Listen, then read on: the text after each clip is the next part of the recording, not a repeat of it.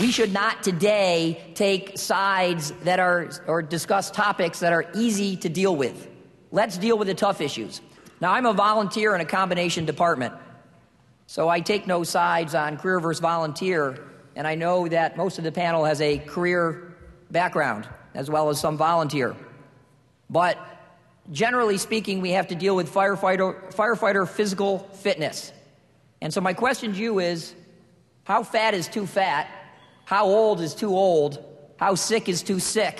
And when is enough enough? Realizing that this is not just a career issue, this is also a volunteer issue. On the volunteer side, we may very well lose a good portion of our membership if we are too fat or too old and can't do the job. So I turn to you guys. You know, doctors can determine whether or not you're capable based upon existing standards. I think at some point when you get too old, it's a determination between the fitness end of it and, you know, what's important to you. I mean, I think all of us would love to keep going to fires forever, but at some point you go beyond the part where you're of value. And particularly addressing the volunteer issue, maybe there's other roles, but, you know, we see many of our, and Ron can certainly, I serve on Ron's board of directors as well, and we see a significant amount of firefighters who, quote, die in the line of duty, and I'm not being disrespectful, you know, 79 years old at the fire scene. Well, you're probably going to die soon anyway, and I'm not being mean. But, you know, at that point, you know, I know when I hit 79, that's borrowed time.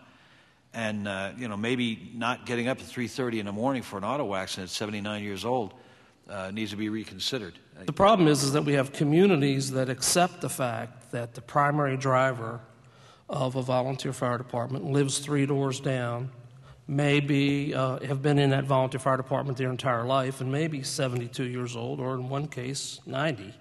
But, you know, that's what that community accepts as at risk. It doesn't make it right, but that's what that community says is okay.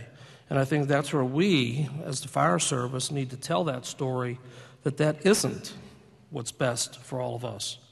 Because then that crew, depending upon that 70-year-old or 80-year-old or whoever it is driving, who has that heart attack behind the wheel, has now endangered everybody on that rig and hasn't done the person that called 911 for the help in the very beginning, hasn't done anything to help them but made another emergency situation to go on at the same time. In the city of Syracuse a few years ago, 2 firefighters fell through a roof, which they were venting. They were not wearing SCBA. So the issue came up, should we be wearing SCBA on a roof?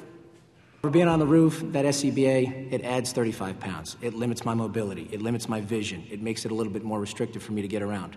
Those are all fair excuses.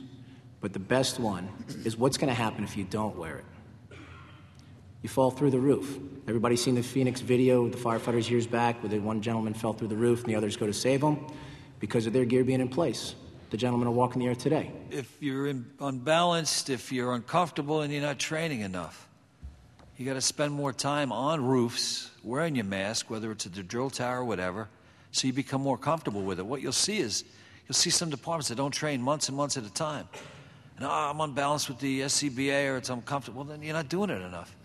If you do it enough over time, if you wear your mask on a regular basis, then as Ray said, you fall through. It's all over. I mean, you've heard it 100 times. A firefighter breathes in and they take in those hot gases. So they have their mask on. You don't want to go through that.